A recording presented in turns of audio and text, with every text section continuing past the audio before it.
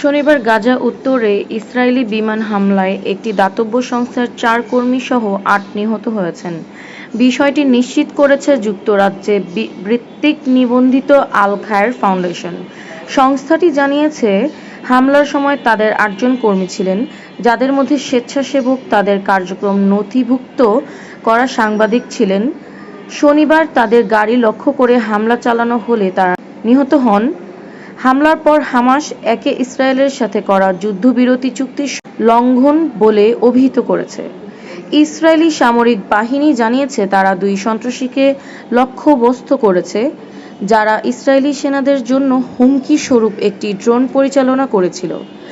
এরপর আরও সন্ত্রাসীদের লক্ষ্য করে হামলা চালানো হয়, যারা ঘটনাস্থলে পৌঁছেছিল।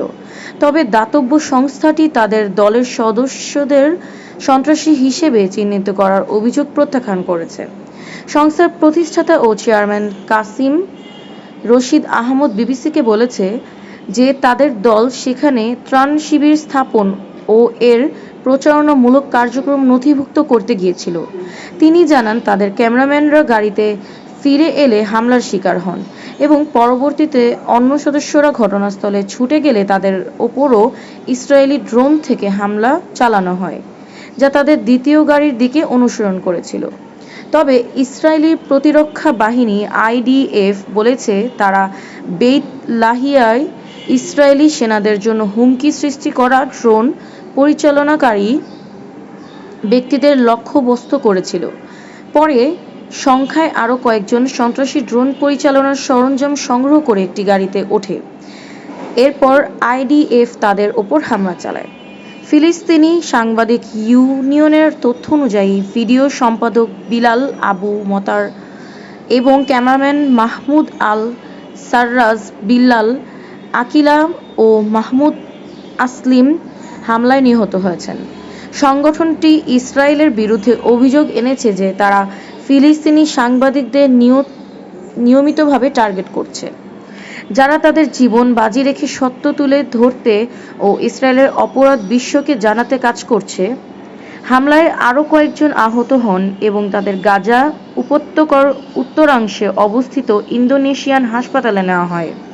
হামলা নিয়ন্ত্রিত স্বাস্থ্য মন্ত্রণালয়ের মুখপাত্র হাশেম কাসেম ইসরায়েলের বিরুদ্ধে উত্তর গাজা উপত্যকার একটি ভয়াবহ হত্যাযজ্ঞ চালানোর অভিযোগ এনেছেন।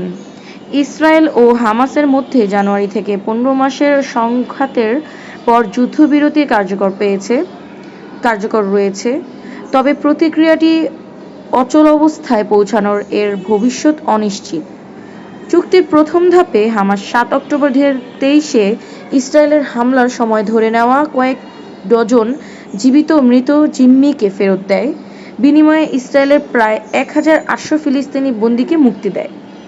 যুদ্ধবিরতির প্রথম ধাপ বাড়ানোর আলোচনা, যা 1 মার্চ শেষ হয়েছিল, কোনো চুক্তি ছাড়াই শেষ হয়েছে বলে শনিবার এক ফিলিস্তিনি কর্মকর্তা বিবিসিকে জানিয়েছেন। সমঝোতাকারীরা একটি মার্কিন প্রস্তাবিত সম্প্রসারণ নিয়ে কাজ করছিলেন, যার মধ্যে আরও জিম্মি ও বন্দী বিনিময়ের পরিকল্পনা ছিল। ওয়াশিংটন হামাসের দাবি সম্পর্কে বলেছে, সেগুলো পুরোপুরি অবাস্তব।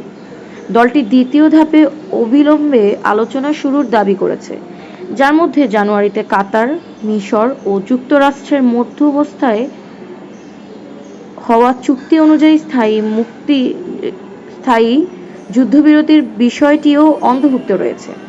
2023 সালের 7 অক্টোবর হামাসের নজিরবিহীন হামলায় প্রায় 1200 মানুষ নিহত এবং আরও 251 জনকে গাজায় জিম্মি করে নিয়ে যাওয়া হয়।